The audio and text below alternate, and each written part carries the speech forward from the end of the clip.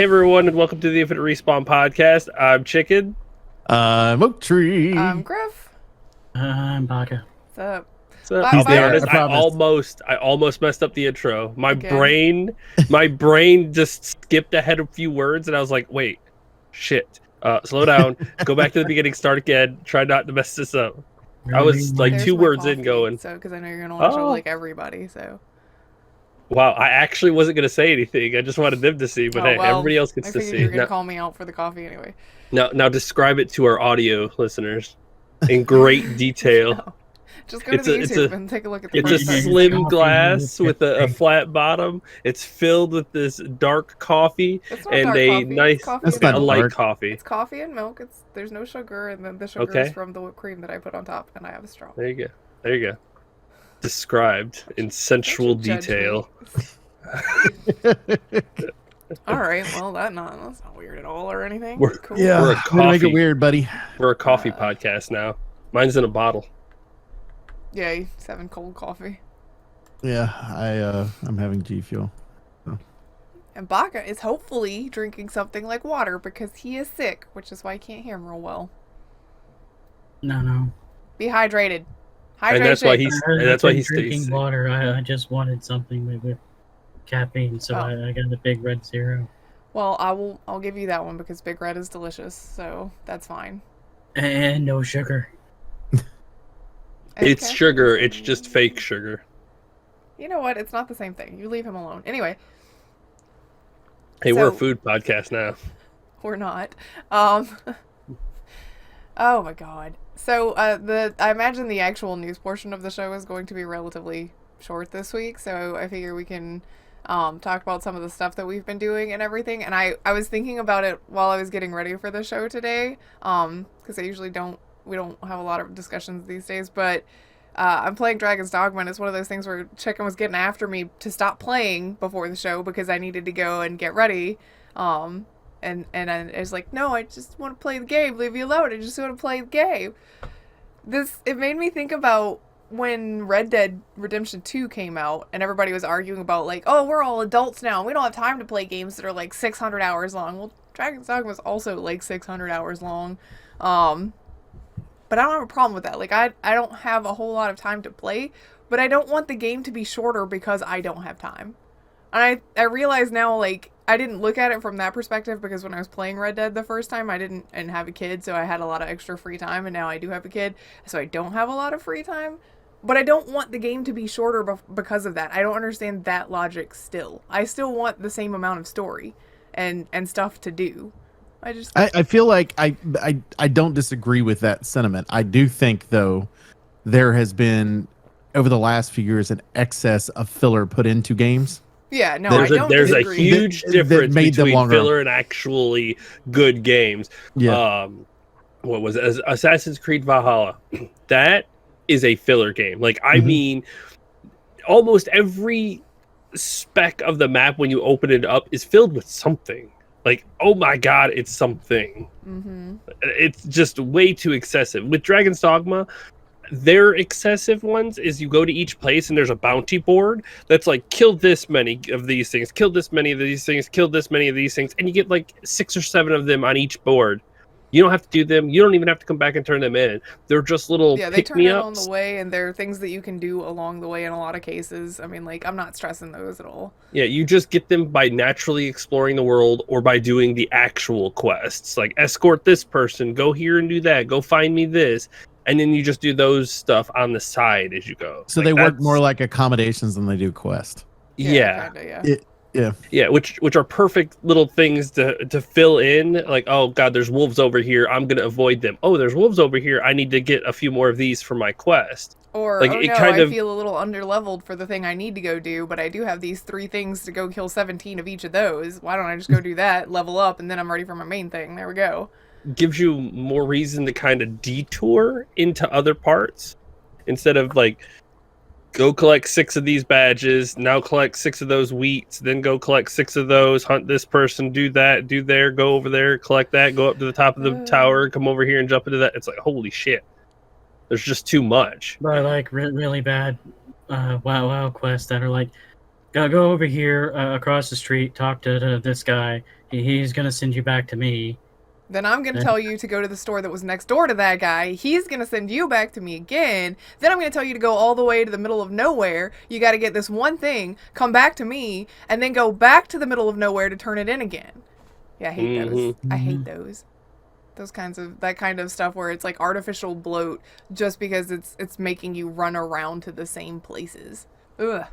I get that for MMO style things where it's like it's questing. Your end objective is just to get experience and level up and move on to the next zone. Like they try to make it as fluid as possible, which some zones work, but like the collectibles and whatnot, I think Valhalla, like looking at the Valhalla map is just Overwhelming. unsettling. Yeah, Well, like that's how it's it was just with ridiculous. Unity. They started that back then. It was just you opened the map and it was 11 billion different kind of icons, and you're like, oh, what am I actually supposed to be doing here?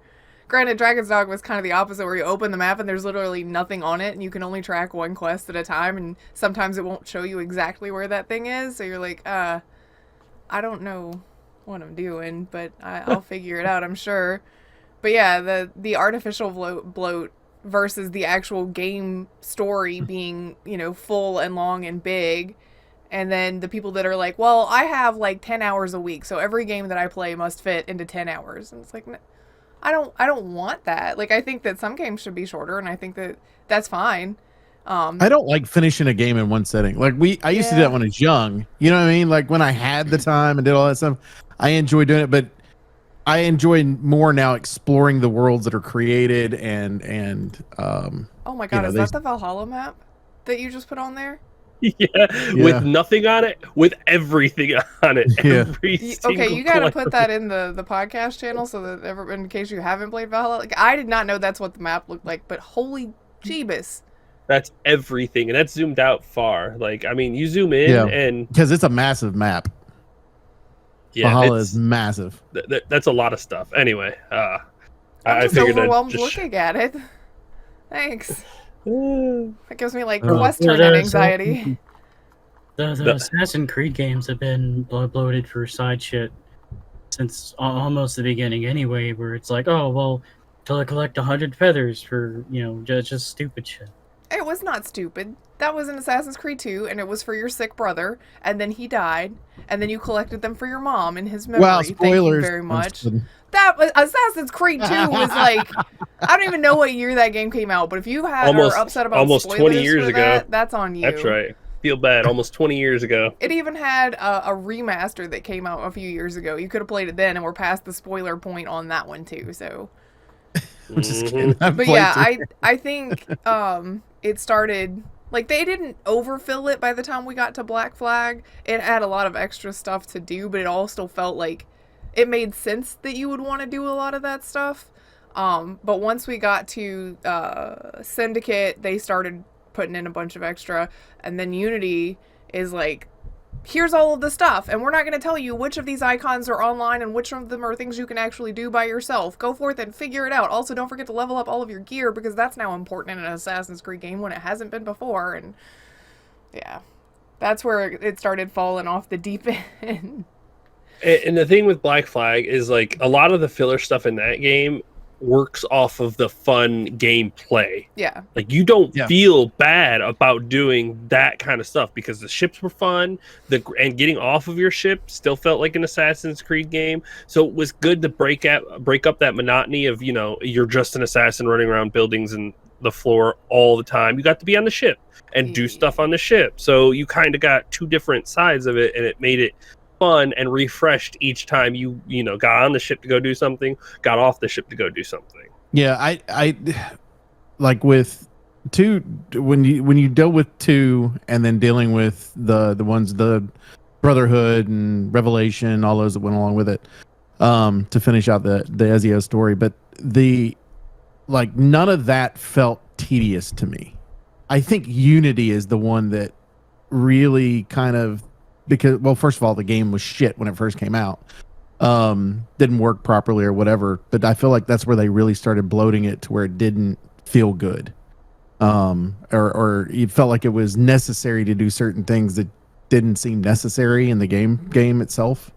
And I feel like that's but when they did something like Valhalla, it was I think they were learning their lesson not to do this shit again, because that was the biggest bitch everybody had with it. Oh my god.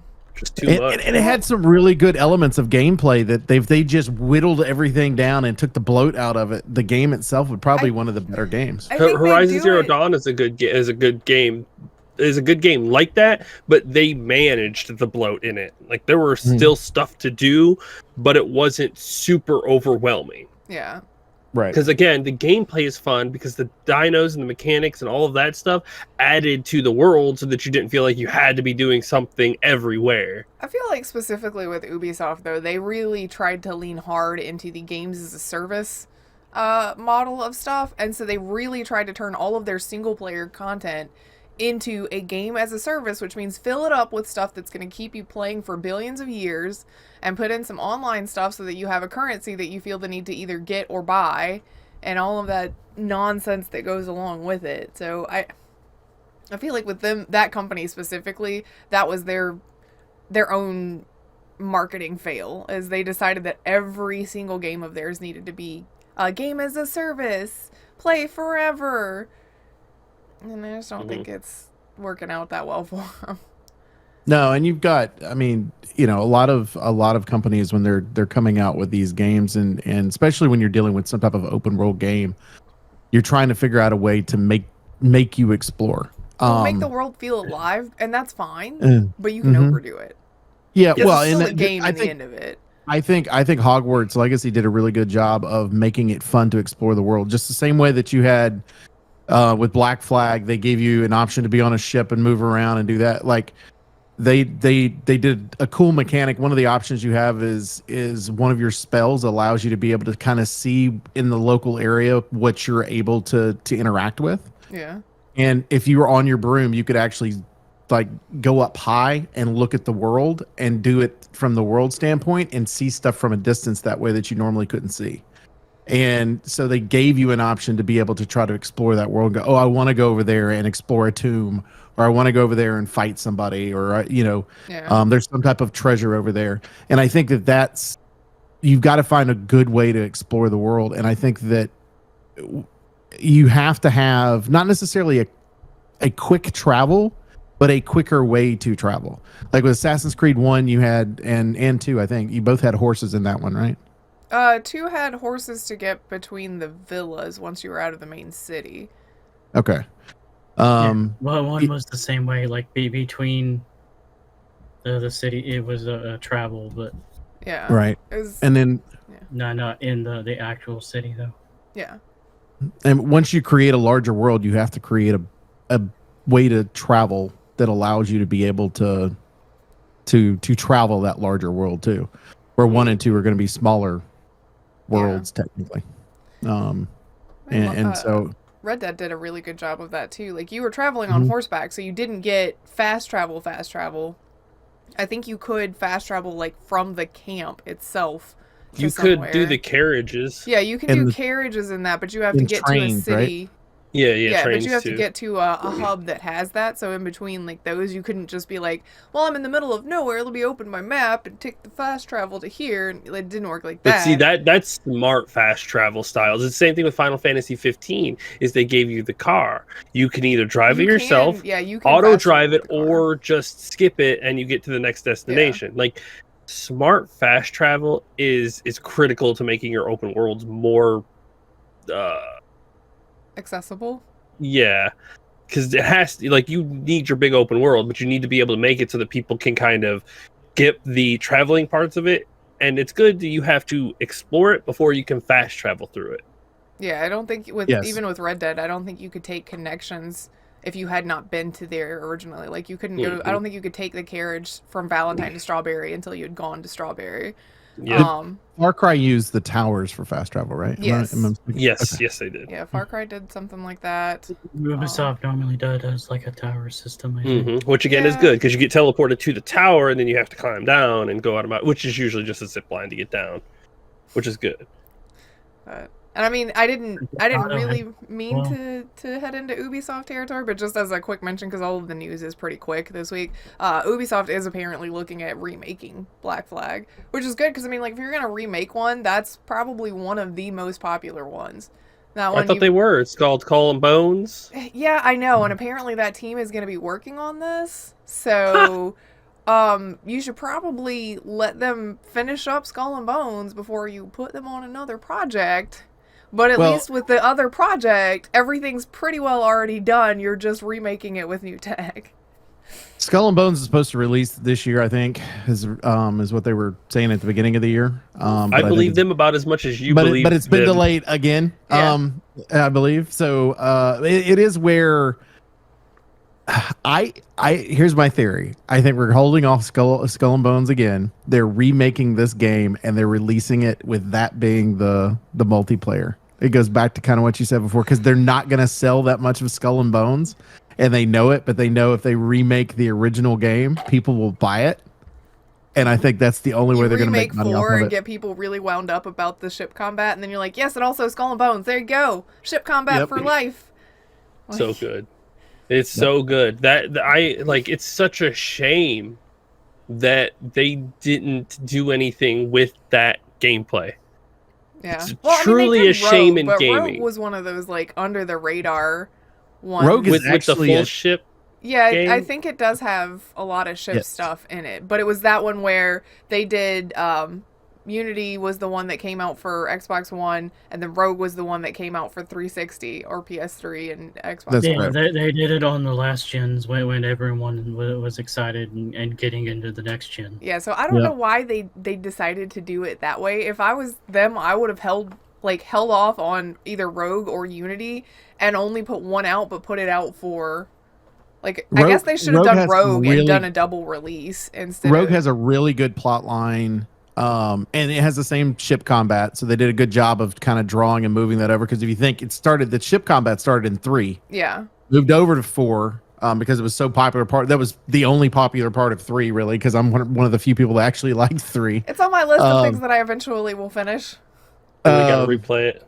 And then 4, of course, is just an amazing game. Rogue, they built on that. They needed to pick a different actor for the main character because his Irish accent's horrible, but but gameplay wise, it's a little different because you're in the northern part of the Atlantic, so you're dealing with ice and things like that, where before you were dealing with the Caribbean, so not as much of an issue. I think this is going to be interesting too to see, do they add bloat to this game? Yes, probably. They absolutely do. You know, but I still think they need to redo the original to more of a modern style and just start over. I mean, because the original was reboot the franchise. Because if you go back and play the first one, it's clunky as shit compared to 2. Yeah, for sure. It was their first install into the series, and I mean, before they got to refine their. I don't think there was a game design like that either. I think it was kind of the first of its kind. Like to where you actually climb the walls and traverse the city that way and all that. I don't remember. Tomb Raider style games was like the original style of that. You could climb, but not like that. Not like that. No, they took what Tomb Raider and like stepped it, like long jumped it into like modern. A bit of climbing, but it wasn't on that scale though. No, that's why I said they long jumped forward to create this. And Tomb Raider is on rails, like it's straight up a linear game. So they took this, like they took that inspiration and created something like much better. They're like, how could we make this more modern, bigger? Yeah, well, and they did an open world, which are as close to an open world as was for the time anyway. It feels like they were like Tomb Raider and Splinter Cell. Let's see, how do we make an adventure style stealth game? How do you mix those two together? Because, you know, if you're a stealth game, you're not really adventure. If you're an adventure game, you're not really stealth at that point. So they kind of feel like they merged those two. So, and that's why it took off. I feel like that's why it took off, because it was unique for the time. It was definitely unique. I remember playing it for the first time. And then I remember every time something would pop up on the screen and it would be like, historical about something it did the same thing with 2, where he'd come up and I would sit there and read whatever it was. I was like, I'm learning history right now, just based on the fact that these people did their own studying and created a fictional game around it. And I thought that was pretty neat. Hell yeah. But I'm happy if they do 4. I just think it's weird to do specifically 4. But I mean, I guess it is one of those where if there's a demand for that, maybe they go, okay, if we sell enough of these, start remaking some of the others. Maybe. I mean, I definitely think they need to remaster or remake the first one.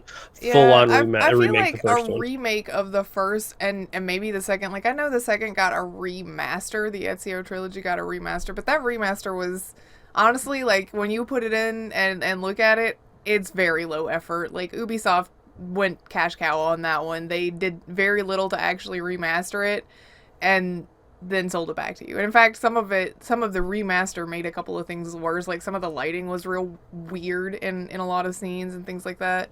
So I feel like that one needs a full-on 1-to-1 remake. Let's not get crazy and give all of this extra shit. Let's give it an actual, Even the most perfect remakes are not 1-to-1.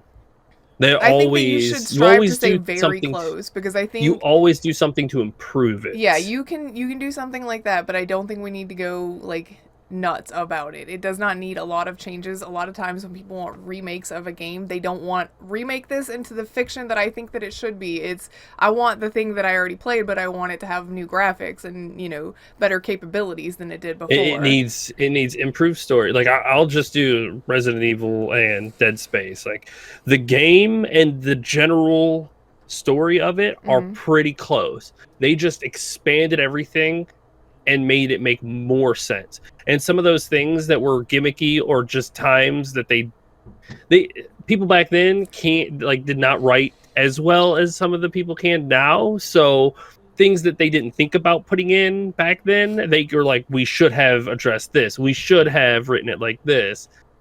You improve them. You make them better now, because I just don't want it to be one of those things where they're like, oh, we have the chance to remake this all the way around. Okay, well, this time Ezio's like this, and this time Altair is actually like this. And I think their main focus, if you're doing a remake, it's very close to what Chicken was saying, but it's more of, you need to look at, you focus first on what was our technical limitations then that we can do now, and then go, okay, how would this best be improved by what we can do now versus what we had available at the time? Because I mean, if you think about it, if when you're playing on an Xbox or an Xbox 360, that technology is now what our phones are doing. And it's our phones are like 10 times stronger than the Xbox from way back in the day. Fair, but it is where what we're capable of doing now. Even the best PCs that were available at the time couldn't play. It couldn't play some of be at the same level that the Xbox is currently at, or the PlayStation 5 is currently at. It's a different level. Do you know Assassin's Creed 3 got a remaster? Do I know? You know Assassin's Creed 3 got a remaster in 2019? Yeah, it was with it and Liberty and all that. I'm looking at the. I was like, I wonder how much these games are, because Rogue is one of those that I was like, well, yeah, I haven't actually played it. I wonder how much it is on the Steam sale right now. And so I was looking at them and I was like, Assassin's Creed 3 remaster. Oh, okay. Well, that's a thing that exists. I also think that it's very telling of which games are the popular ones. Black Flag is on sale for $11.99 right now. Which is the same price point that Odyssey and Origins are on sale for, and Valhalla, which is the most recent one, is on sale for $15. So they're like, yeah, Black Flag, we're not gonna just give that one to you. Oh, yeah, but Rogue $5.99, Unity is $7.99. I mean, or $7.49, excuse me. So and the thing is, have these. Those companies get all the data from Steam, playtime, purchase time, how popular games are. Steam keeps such meticulous records of every game that companies can be like, okay, this game is still popular. This old game is still way popular than our newer games. You could sell those cheaper, try to get those numbers up. This one, do a smaller discount because people still buy it, still want to buy it. So we can make more money off of that one. So yeah, Black Flag still very popular. I mean, for good is. reason. It's fantastic. For good reason. Strangely enough, Rogue has one of my favorite moments ever from any of the Assassin's Creed games in it. That's weird. Why? Yeah. Why is that? It's just the gameplay of the scene, the fact that it's a real historical event, and your character's part of that historical event, and it's a massive historical event that happened. That it's like, okay, and it's just well played out. I wasn't expecting it at all, and when it happened, I went, oh wow, okay. So it does have that. Like, I think they were on the right path. The fact that people were looking for the new gen at the time and didn't want to go back to the 360 was a problem. Yeah, I mean, I definitely think that they hamstringed that game by doing that. So They could have made it a DLC for 3. and just been, because well, they could have done it for 3, or they could have done it for. I would have if I was for them, Black Flag. because Ubisoft loves money. And obviously, like super obviously, Unity wasn't ready. I would have double dipped that shit super hard. I've been like, all right, look, it's coming out across all of the consoles. Unity will be out next year. So Rogue right now. And then that way you sell like double the copies of it, because you would have had people buy it on the old consoles and the new. This was right around the time they were trying to do every year have a new Assassin's Yeah, Creed. it Yeah. was. Right? And then be like, Unity will be out next year, which would have given them a whole extra year to fix that garbage. So that it was maybe not that kind of hot they couldn't mess. have released it, every year as an annual franchise to try to compete with Call of Duty. I'm glad that we have moved on from annual franchises. Yeah. Call of Duty's very- the only one. Yeah, and I don't even, I mean... Madden. Well, Madden, okay, all of new their sports games, games. yes, but like Yeah, your they- actual story games, nobody's trying to Yeah. do an annual franchise for that anymore, which is To good. be fair, sports games are just asset flips. They're worse than some of the goddamn Steam asset flips. Like, they just At copy and this paste point- and then change the fucking At numbers this and the point, names. they could just do updates and release a new game every Mhm. few years. Oh yeah. Definitely. I think one of the basketball games was trying to do that when they released, where they were like constantly updating the rosters with everything. But You know, No, I this- would fucking love to see the statistics of people who play sports games that play other games with that. Like, is our sports games the biggest group in games where when you play only that, you only play sports games? No, That's it. I think there are people that do that. Oh, and yeah, I I'm know, sure and there I are. know people that actually do that. That's Same. the only thing they play. But I'd be interested to see the statistics of that. but I'm gonna say, and I might be on a limb, because I'm sure there are stats somewhere that Yeah, like, I'm Chicken, sure with your Google Microsoft's got skills, 'em. you'll be able to figure this out. But Well, I'm pretty sure those are internal to Sony, Microsoft, and everybody else who runs the consoles and whatnot. so maybe, but I think that you could just do. People have probably done surveys just to check that as well too, to see.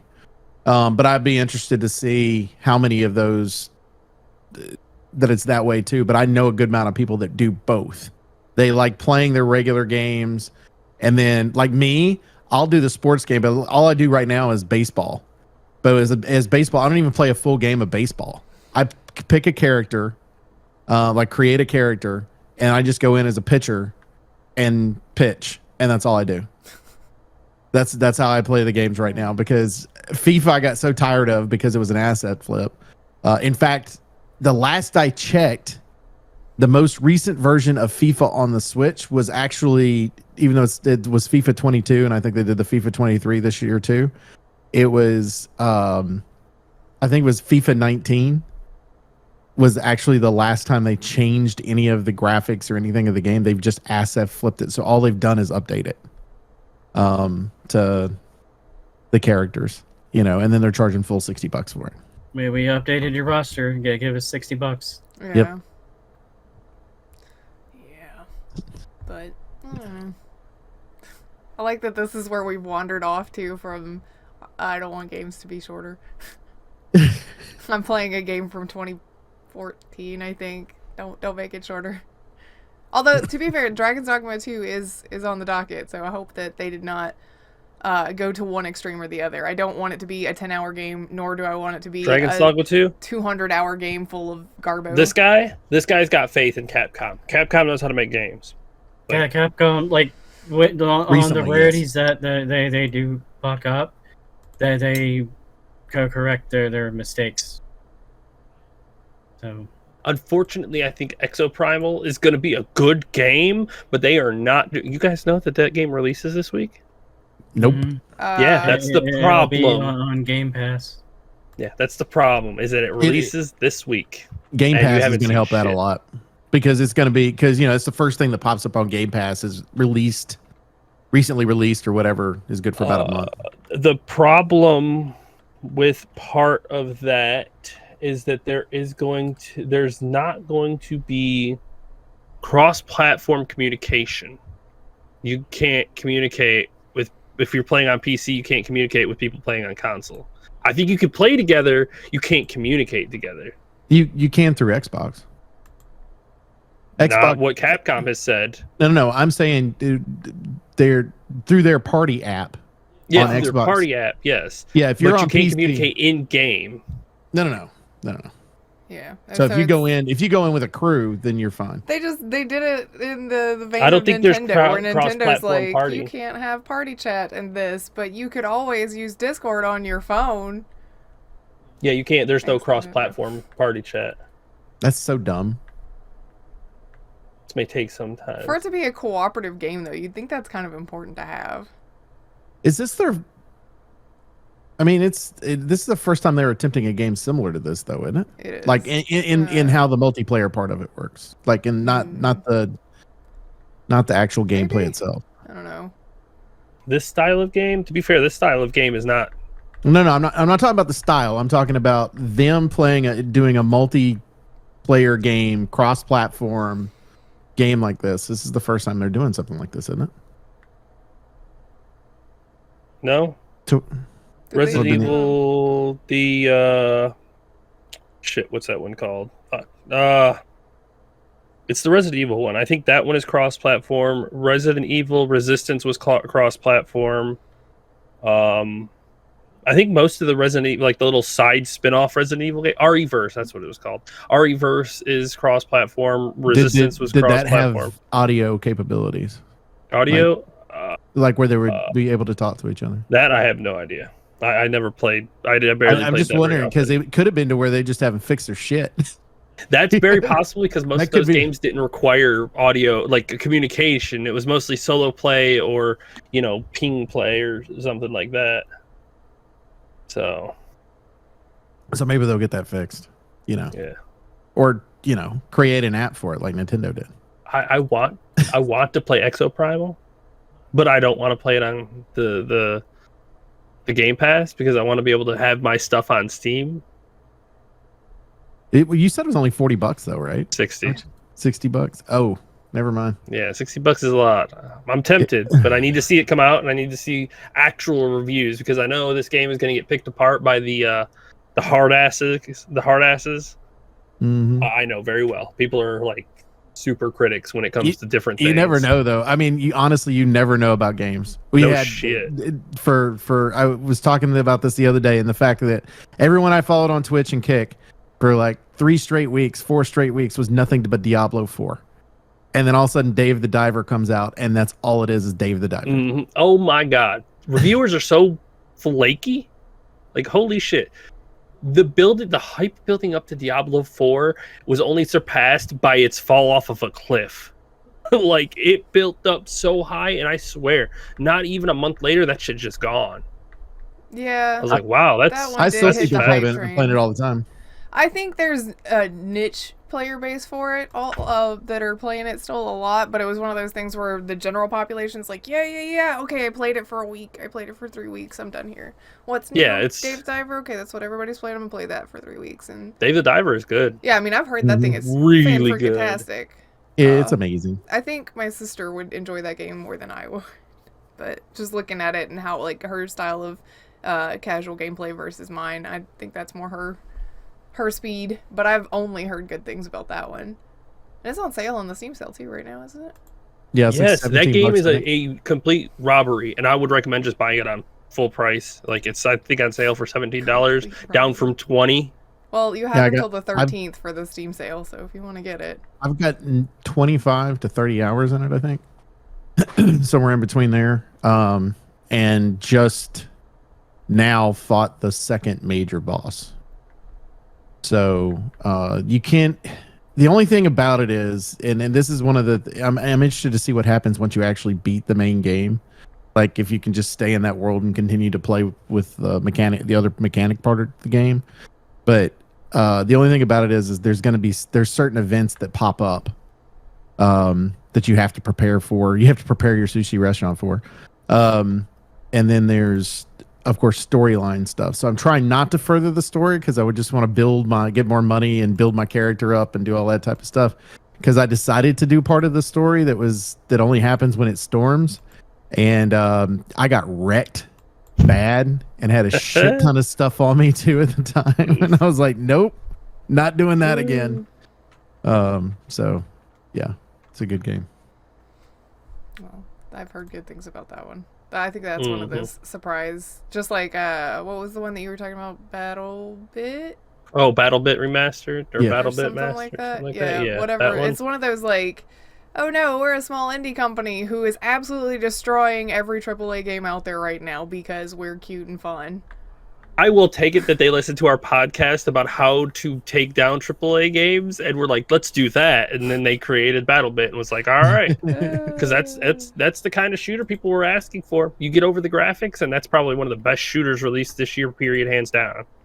And yeah, everybody seems to be having fun with it. So yeah, it's super fun. I've seen a lot of people playing that one recently over other shooters. So. Oh yeah, it's one. I think it's $20. Two, it runs super well, and I find it ironic that like the graphics don't look that good, but the shooting mechanics in it are super good.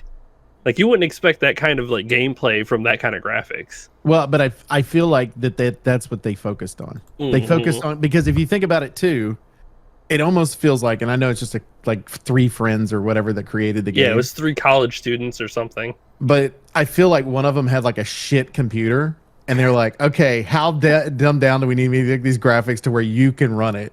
And then it was like that was their base. That's what we're doing right now. That's going to be here, and so we're just going to practice on the mechanics, so they could play together. You know, it's makes the destructible environment so much easier to process too for any type of computer.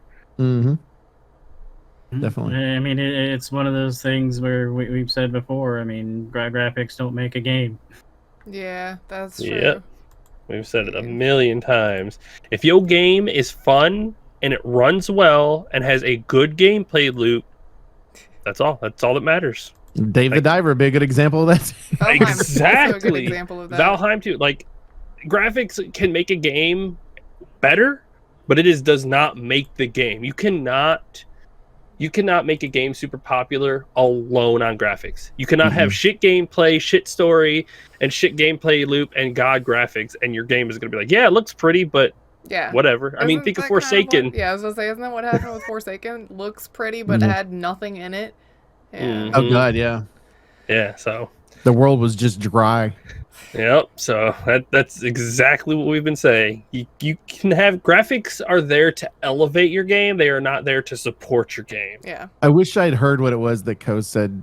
I think it was this morning or yesterday, because he was talking about a game and somebody goes, yeah, I'm kind of excited about that one. It's supposed to be like Forsaken but good. And I don't remember what it was. Ouch. Or Forspoken but good. Yeah, Forspoken. Yeah, that game, like.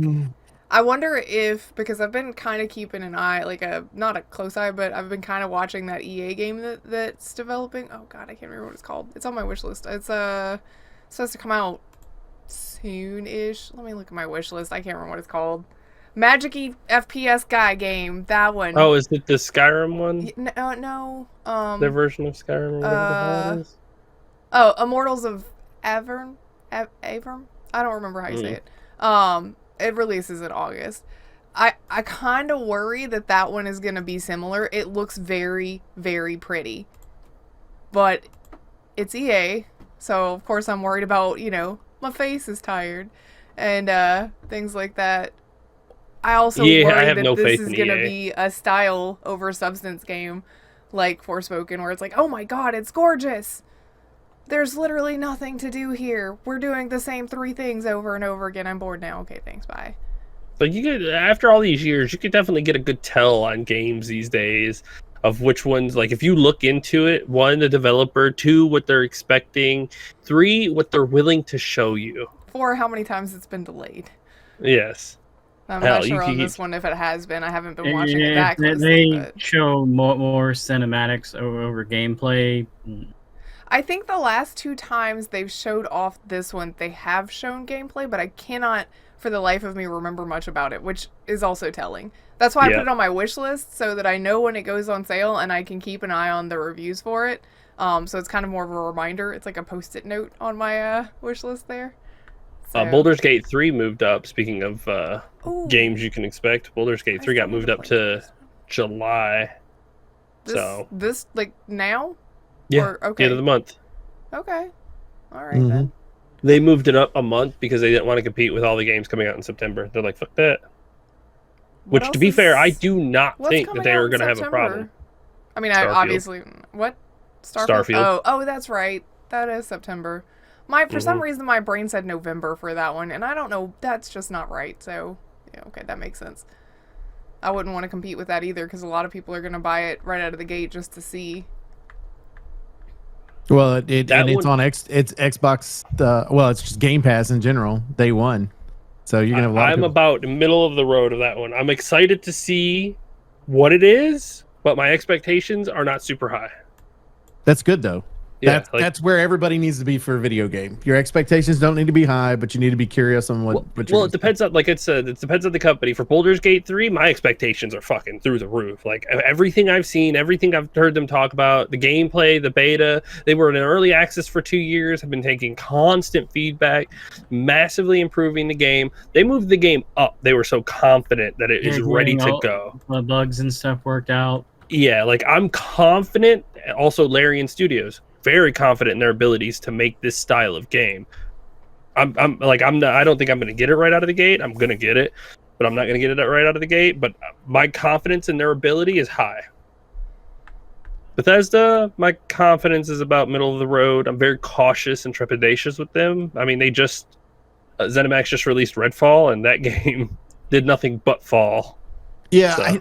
I'm still not really sure how that one made it past anyone. I'm pretty sure everybody is going. Even at Arcane, like Arcane makes good, decent games. They Like what has do. happened? Like, They make really good games. How that got and I get through, it. That's I not don't their know. genre, but how did you get? It doesn't make sense. But Yeah, I don't know. Mm-hmm. but I mean, 100%. Bethesda. We already know Bethesda was bought for Starfield alone Yeah. in their back catalog. But I mean, that's pretty much that's what they're banking on right there. They're $7.8 billion or whatever it was they paid for Bethesda. I think I told Griff earlier too. Out of all the years for quite a while, I think this year has been like the best for video games in a while. Like there's been almost a mega hit every month. I think part of that is too, though, is because of, if you remember in 2019, everything said coming in 2020, coming in And 2020. COVID pushed everything then back. COVID pushed everything, so everybody and never, like, you know, people got to work from home. They, you know, got to really More concentrate on it. polish, take more time, get the rest of these good. Then just somehow they all seem to be right there, done on the edge of 2023, and they're like, "We'll just release." I can tell you why on that one too, though, is because the way that Cyberpunk 2077 was handled pushed everybody else to get to 2023. I think. Oh yeah. I think it's because of the fact that they delayed it as much as they did, and it still wasn't a quality product, at least up to the standard that CD Projekt Red should be known for. Yeah. That it, you know, it's where now they're able to, with the new update that they're about to release for Cyberpunk, it's going to be to where, you know, you're going to have it up to the level that we all expected it to be with the new DLC coming out. We'll actually be able to shoot out of vehicles, evidently. So that's cool. Dead So Space you in say. January, Harry Potter in February, Mhm. Resident Evil in March. Let's see. Ghostwire Tokyo was okay. Dead Island 2. That was a AA game that came out pretty hot here. Star Wars Jedi Survivor. Yep. Zelda, Tears of the Kingdom, System Shock remake, Final Fantasy 15, Diablo 4. We're about to get Baldur's 16. Gate 3. 16, Yeah, yeah, 16, sorry. Final Fantasy Dave 16. the Divers, you forgot that in the. Dave, sorry, that one's up here. Like, there are a lot of super hits this year. For sure. I think this is going to be a fun year for the Game Awards. Like the last couple of years have been kind of lacking just because there's not been a whole lot out there, and we all kind of knew which way it was going to lean. This year should be pretty fun with it. I think. Yeah, Starfield, Lies of P is coming out in September. That's such a pretty game. Oh yes, Cyberpunk's Phantom Liberty is coming out in September. I'm so ready. Well, I'm not ready. I got to finish my run so that I have a clean save for it. Marvel's Spider-Man 2 comes out in October, along with Alone in the Dark. Detective Pikachu Returns. I don't know how Alone in the Dark's going to be though. That's a remake, if I'm not mistaken. It is. I mean, it's an old style game. I don't know how it's going to be. To be honest. Yeah, that's the second remake, I think, or third remake. Yeah, I think so. Like, there are a lot of great games coming out this year. So, there is something for everybody this year, period. No matter what genre your game is, there's a hit waiting. I already got mine, so. Well, I'm interested. Ollie mentioned earlier, too, that there were so many good games, and it's one of those things where I'm not playing as many of them, so I'm like, oh, what is it? Because I forget about things. Again, I don't have infinite time anymore, and I wish I did, but I don't. But I did just, Steam sale just happened, so of course I bought some games that I'll never get time to play. I didn't know what I bought. Oh, I bought Remnant from Ashes. Oh, yeah, you gotta play that with Snitty once his hand is not broken. Which should be this week. We'll see. I'm gonna set aside some time and play that with him. It's a fun game. That's definitely your genre of game. I've been watching it since before it released. This is the second one. This is the second one, right? No, this is the first one. The first one. Like I said, I've been watching it since before it released. Okay. I played sitting on it, waiting for it. I played through about half of it, I think, and then had an issue with my computer and never went back to it. Yeah, that game is right up my City's alley. I think we're gonna enjoy the shit out of it. Yeah, it's fun. Like I'm interested to see if it. I don't know if it scales up or not with two people. I think it does. But that's up to 3, right? Yeah. Yeah, Ko was playing it recently and said that because he was about to get one of the bosses, and I remember fighting the boss that he's talking about. It was a bitch. And I've heard running solo is really difficult because some of those bosses are relentless, and if you do not have anything else or anybody else to help you, those will not give you an opportunity to heal. Yep. We went the boss. I think it took me, I want to say a combined total of an hour to beat the boss, and I was just like, oh. But when I got done, it was very satisfying. Oh, I bet. When I got done, it was very satisfying. But it was a fun game. I would have liked to have played with somebody else in the mix for sure. That would have been ideal back in the day. But we talked about. I'm gonna segue over a little bit because we've got some of this stuff to talk about. We talked about the fact that we've got games that have been pushed up to be able to be done with Baldur's Gate. Ark Survival Ascended, which is the remake of the original Ark, is now being delayed to October, and they're taking away the DLC that was originally supposed to be launching at the same time, and because they're taking away that DLC, they're giving you a $5 discount. You're welcome. You a $5 discount so they can sell you that DLC for $50 later. And it's a game you've already purchased that they're shutting the servers down on. Yeah. I'm just saying. See, this right here is why you learn to not have faith. They pushed this back because they are just now realizing it's hard to work with that engine. Oh, what the hell have you been doing? Did you just suddenly start working on this to try to get it pushed out? Yes. Yes, the answer to your question is yes. They did. Yeah. That generates a lot of faith. You have very little experience. Company. Like Studio Wildcard, I would say originally perfect name because you don't know if it's going to be good or bad, but at this point we know it's bad. So Oh, yeah. they're just a garbage studio. And it's one of those things too where what insult to injury, I suppose, is one of those things where this was originally going to be packaged with the other game, the second game. And then they were like, no, we're going to split those apart. But the original game is now still the same price point, and then this game is the same price point. So they But you can split buy it it now apart for to sell you two $30, games for the same $40. price as they were originally going to sell you one game. And then they further carved shit out, because now they're going to resell you the DLC later and give you a $5 discount on this. What an idiot. The crazy thing about me is they delayed Arc 2 because they stated the fact it was hard to work with Unreal Engine 5. And I said at the time, if you're making this one in Unreal Engine 5, why is it so difficult for you to make the other one? You've obviously got people already working on this. But they don't. And now they're coming in saying we're delaying because it's hard to work with. No, it's because they Right? didn't have people working with it. And now, Shock Pikachu face, it's not easy. So, I want... Like, the petty part of me wants everything about this company to just fail. And I know it's one of those things where it's like, but it's not all every single developer's fault. And I get that. It's not. If you guys are good developers, that's fine. You'll go off to other companies that are worth a damn. I just want this specific company to absolutely fail. The thing about it to me is, you know, when Arc first came out, when it was still in early access, y'all played it on PC. It came to Xbox. It was the first game preview game, whatever it is they call it over at Xbox. Yeah. And we played it over there. It was buggy as shit. We knew it was, you know, in an alpha beta-ish stage, right? Mm-hmm. We knew it was a problem, but it was still fun, entertaining, great to have with your friends, but it was buggy as shit. And then they released the DLC, the one that was in the desert, whatever the fuck that one was called. Scorched Earth, I think it was. Yeah, they released that one that was in the desert, and then they released another one's on there. Meanwhile, their original game still a problem child. And they're continuing to release content for it and Mm-hmm. selling it to you. It's not like they were releasing content for you to have to go off and play with while they were fixing all of their other stuff. No, it was they were still selling you more content instead of fixing the thing that it was already broken and then trying to sell you a product.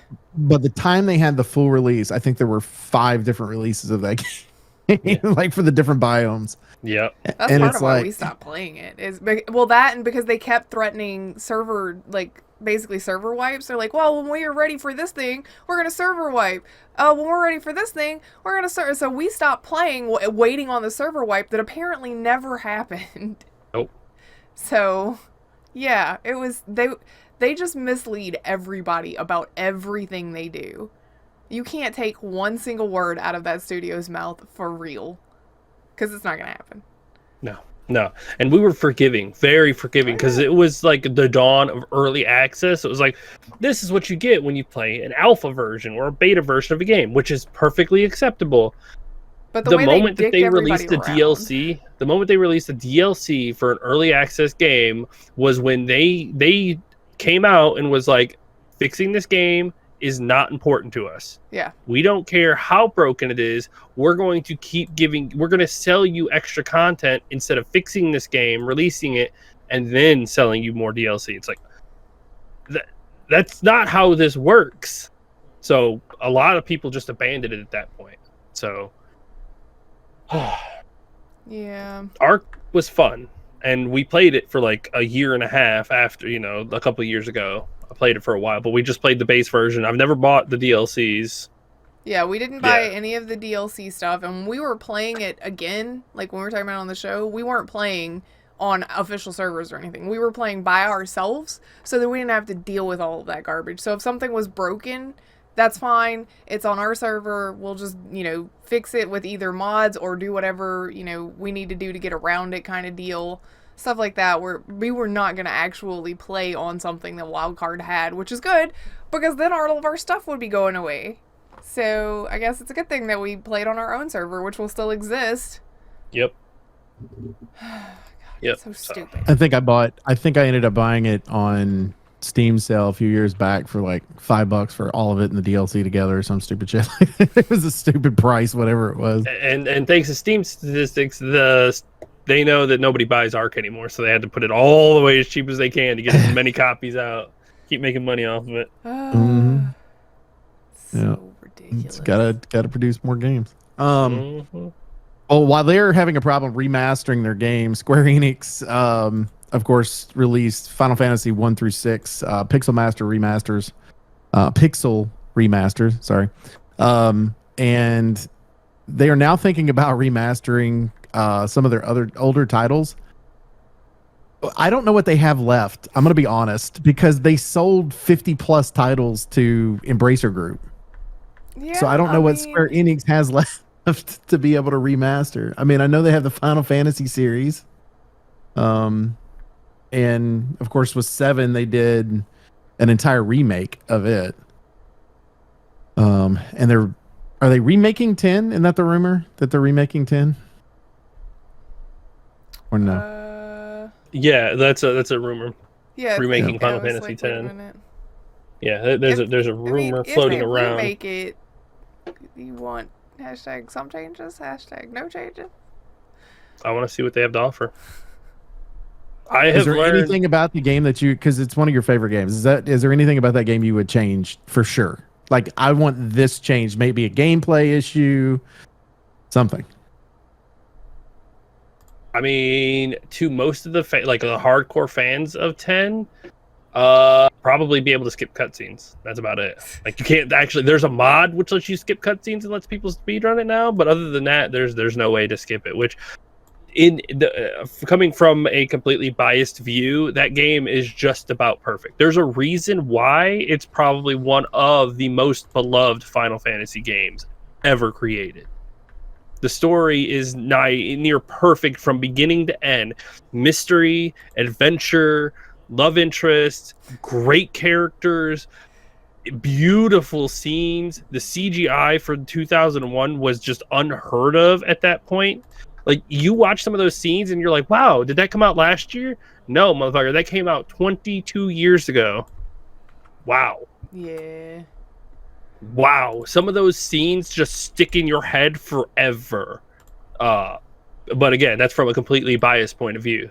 Playing that game when I was a teenager, like, it definitely influenced my view on video games. It created like a bar that was like, this is where video games should be, and it's like, wow, that's incredible. It was also one of my first RPG, like heavy RPGs to play like that. So it was like, wow, that bar is very high. And then I went back and played 8 and 9, and I was like, wow, these are really good games. But holy shit, that jump from 9 to 10 is just, it's big. It's really big. Yeah. So,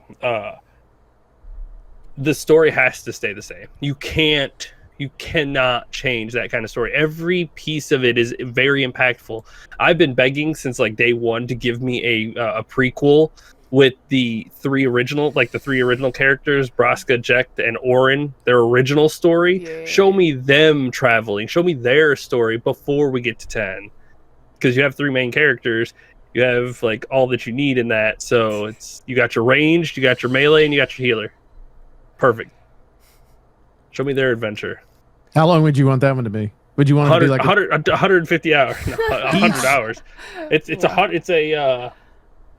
It's a full story too. It's the same pilgrimage style that you have to take in 10. So well, I mean, that's the thing. If you're doing all 3 of those, were you wanting one game and you covered each one of those in one game? No. It's 3 characters that like it's that party because when. But yeah, do you want the individual story told? From like, here's a game for this character, here's a game for this character, here's a game. Well, that's what I'm saying is that like their stories are intertwined. Titus in 10, he's Jekt's son, and the only reason, surprise, spoiler-ish, that's 22 years ago, whatever. He gets pulled into that world to stop the cycle. Mm-hmm. So that 10 begins with what happens before that. So if you got to see that, you would understand why. The events of 10 actually led into it, because the 2 main characters in 10 are the son and daughter of the main characters in that. So having a prequel to that would because you got a prequel and a sequel, that would be really nice. But I don't believe in the audio file after 10.2. The what? I don't know what you're talking about. there's a special audio file that plays at the end of that you can play at the end of 10.2, because they already had 10.3 like in the works. They had the scripts writing out. They were ready to go with 10-3. And they just completely threw out the story of Titus and Una. So, Boo. and that was not Boo. cool. With like 99% of the people were like, No kidding. "Hell no!" I am glad that they tossed that one. Yeah. Don't do that. Too much invested into those characters to just toss it like that. But yeah, I'd be willing to see what they want to do with 10. But it's the same thing with Resident Evil 4. I was willing to hear them out on what they wanted to do, and they did it perfectly. Capcom is different than Square Enix, so and I've heard nothing but good things about Final Fantasy VII, so I assume that it should be the same. I would be interested to see if they want to go with an action style combat or stick to turn-based combat, because I know they swapped 7 to action-based combat. 7 you can do both. Turn-based. Oh, can you do both? That's interesting. Yeah, they did that in 15 too. Yeah, but it's weird. It's still like open field combat. Yeah, it's open. Of, like, I don't think you're going to go back to the whole everybody stands in a room and. Yeah, see that's what I'd be interested in seeing what they want to do with that kind of style. Because that would be funny though. Like the camera like goes above like a top view or like little 3/4 view there, and it's like a little shot. I would be surprised if they. Yeah, I don't think they would, because even in 10-2 they made it so that they have that style where you can do turn based, but everything moves inside of the battlefield. Like when you do attacks, your character will end up. It's not like just a straight line where everybody takes their turn. It's more of an active combat style. So See, 13's that way too. 13's where you can make it to where it's similar to turn-based, but even then it's not. It's just slow battle. Yeah, so I'd be have interested time to see to where they react. want to go with that. That's how I play, because it's too quick the other direction for me, for somebody that's not used to those games. Because no matter what they do, you always have the original. Like no matter what they do for the remaster, you always have the original to play. Yep. Well, sorry, I was looking for a thing on. I have my Steam open, and I was looking at all of the Final Fantasy stuff, and I got distracted. My bad. We talked about this a couple weeks ago that Nicolas Cage is coming to Dead by Daylight. He's out, and he's out on the PTR essentially. Yeah, PTR, public beta. Yeah. So evidently he allows you to be able to fake his own death. I mean, shocking. So his skill is acting. Yes. Oh man, that one's gonna be. And I put that one on there just because we've been playing a little Dead by Daylight recently. I say a little. We here have been playing a little, but Red has gotten into that game and has been playing like every day. So oh god. Yeah. So oh my god, looking at his abilities, is that his last ability is called Plot Twist. Activates so if you get hit, you can activate this ability. If you activate it while crouched and motionless, you'll silently enter the dying state, which means you'll lay on the ground and you can crawl around like that. When you use his ability to enter that, you leave no blood pools, you make no noise. Like you were just basically on the ground crawling around. You can fully recover, because in a normal game you can only get your bar all the way up so much. But in this one, you can go all the way up and fully heal yourself when you get back up, and give yourself a huge haste bonus. So, you're, oh no, I'm dying. And then you pop up with a speed boost and just full sprint out of there, full healed. Yeah. That is awesome. I'm interested to see how that plays out. Oh. Yeah, I thought that was funny to mention. Just because he's hilarious. It's funny. Yes. It's fun. Yes, that game is a lot of fun. The other one is Scene Partner and Dramaturgy. Scene Partner. They're really like leaning into it. Oh yeah. That's funny. Scene Partner. And when you're in the killer's terror radius, whenever you look at the killer, scream, then you see the killer's aura. Like you can actually see the killer's aura around you for 3, 4, and 5 seconds, and there's a chance that you will scream again, and if you do, you'll see the aura for another 2 seconds. So it's like, oh no! Okay, now I can see where he's at. And scene. I'm pretty interested in that one. Like, I haven't bought a lot of the packs based on survivors. I usually buy packs based on killers, but I want him as a survivor. That's funny. And reading their like talking about working with him, like he got super into the role. Like he just, which to be fair, I've watched quite a few of his movies, and he doesn't ever not give it. Like he, no matter what he is in, he always goes. Worst script No I matter ever how read. good or All bad in. it is.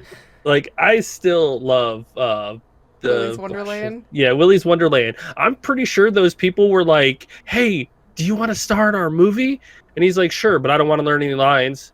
Cool, I got you, fam. He doesn't say a single word the entire movie, which is perfect. But he's still like giving it 100%. It's so Or great. it could have been like, yes, for $5 million. Well, what if you don't talk?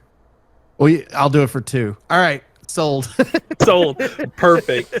You're gonna not have to remember anything cool.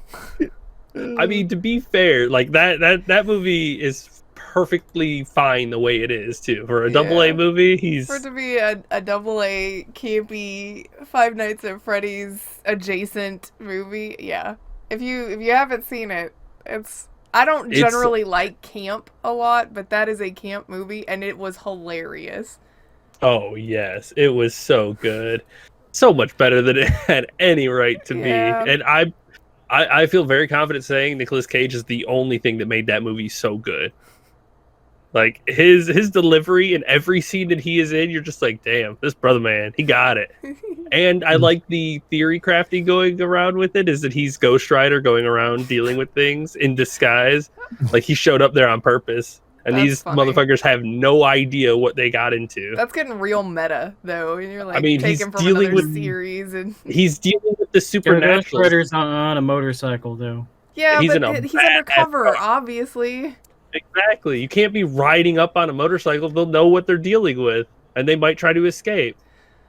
So he comes in as some lowly drifter and proceeds to beat the shit out of these things. Speaking of, like, just as a random aside, this wasn't in the thing, and I'll post the trailer in the podcast channel here in a little bit. But if you haven't seen the full trailer for the Five Nights at Freddy's movie that's coming out in October, man, I'm not saying it's cinematic gold or anything. Obviously, it's probably not. But I love Josh Hutcherson, and I love that he's the main character, and everything about it looks like it's going to be fun.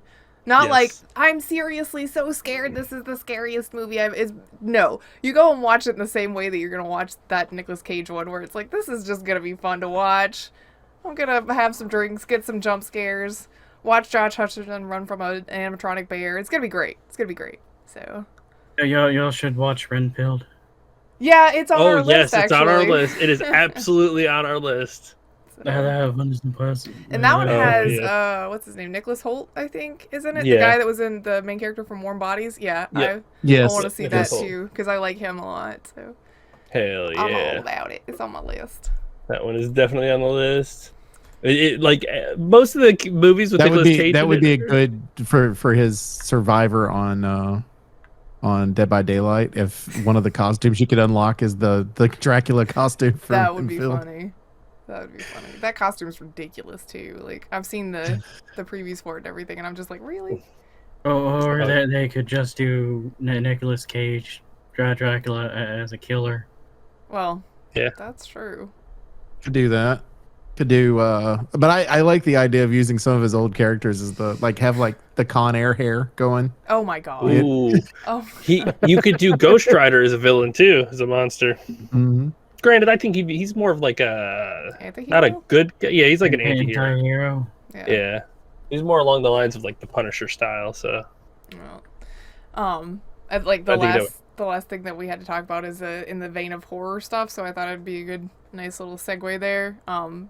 But it's like Chicken said, it's kind of clickbaity, but I think the people who were giving the interview just didn't frame it properly. But apparently Bloober Team is quote unquote closing the era of psychological horror for them, which everybody's like, but wait, you're actively working on Silent Hill 2. So what they meant was one of the things they're really known for is Layers of Fear, and it was one of those walking sim games where it had all of the scary atmosphere and everything, but you didn't really do much as the actual gameplay aside from walk and pick up items. What they meant is they want to get away from stuff like that and do more focus on stuff like what you're actually doing in the context of gameplay, and making the scary game based on stuff like that versus just the ambience. So, which, to be 100% fair, if Silent Hill 2 remake comes out and is really well received, they've got their this will full either opening. make or break this studio. Bloober Team, 100%. if they do not knock Silent Hill 2 out of the park, because it is a fan favorite and a very well established franchise, if they do not do well on this, they will no longer exist, because they won't get any backing beyond it. People will lose all confidence in them. The Medium was already one of those things where they did that and it was just okay. And people are like, why are you letting that studio do Silent Hill 2? You should get somebody that knows what they're doing. They got the guy who made it originally, right? They were working with him. They were working with a lot of the people from the original. Yeah, they were like mentoring kind of deal. Which is exactly what you need to do. Like, if you're going to take on that kind of project, you better bring in the OGs. I have high hopes for Silent Hill 2. Like, I didn't care for the Medium. I didn't like how they did some of the stuff in that one. And I was a little concerned, but after seeing what they're doing with Silent Hill 2 as far as the trailers and whatnot go, I think they're going to be okay. I think there's a good amount of people that like the Blair Witch Project thing that they did too. I didn't get to play it, but I know I had quite a few friends that were playing it and enjoyed it. So they have the capability of making good games. Layers of Fears is a good example of that. Yeah, that one was like that one was scary for me. But I think they have to work. I think part of the problem I had with the Medium was the mechanics, and that's what they're supposed to be working on now. Yeah, like it was very stilted and whatnot. And the camera angle that they had for that one, they wanted it to be reminiscent of older games like Silent Hill 2, where it had the fixed position camera, but it didn't. I don't think it paid off in that game for them the way they wanted it to. I think fixed camera positioning is a thing that you can't really do as a classic style in this day and age. I think some mechanics successfully. I think some mechanics like don't have a place. Like the 2D and the bit and the bit graphic style, like those are all, fine for this day and age. But I think the fixed camera, I don't think you can do in modern games. I just don't think there's a place for them, even if you're going classic style with games. Yeah. Yeah, I agree with that. I think what you do is the opposite. Like in a horror game, you want it to be to where you can do that spin move or whatever with the camera, but you can still limit without creating a fixed camera. Yeah. But I would almost do it to where, kind of how Layers of Fear, you really don't know what's going to happen depending on which way you're going, opening doors, all that type of stuff. Yeah. You do the same thing with a camera. Is basically as you turn that camera, there might be something beside you didn't know was there because of the way the camera was facing before then. But it allowed you to be able to change, scare the shit out of you, whatever it is. They've got the capability. They know how to tell a story. Now they just got to mechanically figure out how to make it work. Yeah. Yeah. Yeah. We'll see. Silent Hill still doesn't have a release date, and I'm sad about it. I'm also sad about the way the fandom is around this one. Like I said, it's a fan favorite game, but some of the fans of this series are real. There's a word that I probably shouldn't use, but I mean, one of the things that they have issues with is the way that the main character looks. They're like, why did they make him ugly? You know that he's based on the guy that motion captured him, right? Like that's that dude's real face. Y'all are being assholes. Jesus Christ. And that's kind of what I was getting at earlier when you were talking about like what do you want change for a remaster, what can't. And it's like when you do a remaster, or a remake, you've got to be okay with some of the changes. You cannot be a perfectionist. I can't think of the word for it. There's a specific word for it, but a purist. You cannot be a purist. Yeah, I mean, I'm fine with some changes and things like that. It doesn't bother me. Like, if to me, that James Sunderland looks very similar to the original. They just, one, based it more off the actual actor, and two, cleaned it up. It's graphically more detailed than the Silent Hill 2 original from PS2 is going to be. That is just the nature of graphics. y'all calm down. James Sunderland was not meant to be a sex god. He's a middle-aged dude in his own personal hell because of all the bad shit that he's done. Like, he's not... Y'all are looking at this for the wrong reasons. He's also, you know, people are like, why does he look like that? It's like, well, he's distraught in the scene that you're watching and has been battling alcoholism. How about you calm fucking down? No shit. Like, it's not like he's gonna look like a pristine 21-year-old model. That's not what he is. You should know that. You've been apparently playing the game since release. yeah, but then you get those purists that are like that, though. It's like nothing. Not a single hair can be different. It has to have every single piece of bad graphic and bad story in it for it to be a real remake. I will be sad if they get rid of the can of light bulbs. I mean, it's so dumb, but I want it. If I had to guess, if they are smart, they will put in a meme about that. There will be a can that is just a side piece, a piece of the furniture that will be a can full of light bulbs, and people will be like, "Oh, ha ha." But that doesn't have a place like in the game. Like, it'll be a more serious style, but there will be little Easter eggs like that kind of, you know, people who have played those games are gonna get that, and people who don't are gonna be like, "That's weird," and everybody else is gonna be like, "Yeah, that used to be an actual part of the game." Like, you could change those goofy things and leave them there. Speaking of changing things, like, maybe you'll be proud of me, Chicken, because you're always like, you can't look at the other mediums as the same. Because they are doing a Silent Hill movie. And it's not just me. Oka says the same thing. You have to separate but mediums. You live in my house, and I have to hear it more from you. Her house. So you live in our house together with me. But in the movie version of this, apparently, and I didn't know this until I saw it in the comments for this article, they're changing the narrative in the movie about Silent Hill 2 from it being James' wife to his fiance.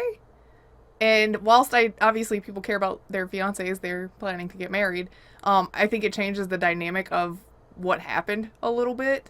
So I don't know if I care for that, but at the same time, I'm kind of like, but I'm getting the game, so I'm not really as invested in what's going on with the movie right now because I'll have the game. Separate mediums, like separate stories. It might make more sense in a movie medium. It's still weird.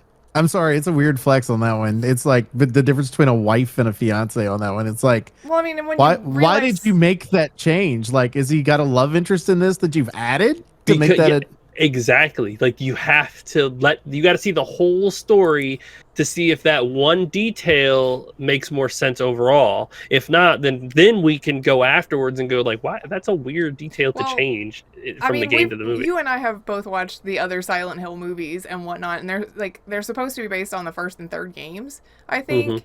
And they're pretty far away from what those games are. So it's one of those things where this specific director is kind of like, oh, game lore? Pfft, out the window, I don't give a shit. So I'm kind of just watching it to see as something different. Like, the one making the movie is a mega hardcore. He is, but he made the other ones and took a lot of the lore and went, let's throw this in the trash. It's gonna be like this now. Well, to be fair, a lot of people actually enjoyed the first one. Like, as a just standalone Silent Hill movie was a lot of fun. The one with what's her name, Michelle Williams. That one was like. Yeah, everything after the first movie, people were like, that's not really okay. The first one was good. Like, the story pacing was okay. The Pyramid Head, just awful, man. Talk about unsettling. It was wild. That movie was pretty good for a Silent Hill. Like, you just go into the Silent Hill without any experience at all and watch that movie and you're like, wow. Like, you understand what Silent Hill is after watching that. You hear the fucking sirens and you start losing your shit. You're like, oh god, it's happening. Now when you're in real life and you hear sirens and you're going, okay, we good? Okay, it doesn't look like the paint's falling off the wall, so I think we're okay. Man, the paint starts falling off the walls. I'm just going to start running and never stop. Not until the siren goes off again. But yeah, like, that movie was pretty good. I hope that this movie turns out to be pretty good too, especially since it's going to coincide with the game. With the game release. I don't think they're going to try to release at the same time. Oh, no. That's why I said coincide. Like, it'll be probably next year at some point, maybe next Halloween. You'll get Silent Hill. I'm guessing Silent Hill remake October. Yeah, I'm hoping the game comes out before the movie so that people who haven't played the original don't watch the movie and then go, why is the game so different? It's like, well, because the game is more accurate. Yeah, like you can tell a story. You could tell a very different story from 25 hours to 2. Yeah, it's true. You gotta cut out yeah. a lot of stuff. You also Yeah. don't have to do things like, how do I fit this gameplay mechanic into common sense as a movie? Like, a real person probably wouldn't, you know, pick up this can of light bulbs and open it. But the game, you know. I'm sorry, I have to go back to that one, because that's just one of those Can of things where light it's like, bulbs. you what now? You made I feel what? I feel like you just open up a closet randomly in the There's a can of game, light and there's bulbs. just an entire stack of cans of light bulbs Hey, on the inside. that's perfect. Those are the kind of perfect things that you change in a remake, where you meme on the original game a little bit and you give a little Easter egg for the players, but Yeah. you also change it so that it's like actual really. Oh, you need to find a light bulb. You go and find a light bulb in a drawer or something. Yeah. Or some type of radio commercial. If I that you ever have. made a game myself, though, I would have a whole closet of light bulbs that you just open and you're like, what can of what now? Why is this here? Also, why is it in the kitchen with all of the cans of food? This doesn't make any sense. Be like, that's right. Now close it back and walk away and go play Silent Hill and come back to me. Too funny. Oh my god. Anything else? No. That was supposed to be a short show. It was not a was, short but show. we got to Yeah, talk I know. about fun things. I so. figured. Every time we think it's gonna be short, it never. To be fair, Yeah. though, when we think it's going to be short, we're like, here's a couple of fluff pieces. We actually have pretty fun, like, actual conversations. So, Yeah, that's true. It's true. I say that's fair. It flows nicely that way. We do appreciate everybody who hangs out with us each and every other week. At Infinite Respawn, make sure you go to twitch.tv/EliteChicken313. It's getting closer to the fall. At some point during the fall, the man will get to be on there and play video games. Probably and about the you'll get same to time watch that him. Liza P comes out, right? September. Actually, yeah, Mid-September. So, I'm just probably saying, so. how convenient. I know, right? Also, make sure you go to twitch.tv and also kick.com and go to MDB Oak Tree. You can catch me on both of those. I'm on 4 days a week now. So, yay, back to streaming. If you like Dave the Diver, I recommend going there. That and Valheim. Those are the two things currently that are getting played. So, for Every Respawn, I'm Oak Tree. I'm Griff. I'm chicken. Baka. Bye. See you. Bye.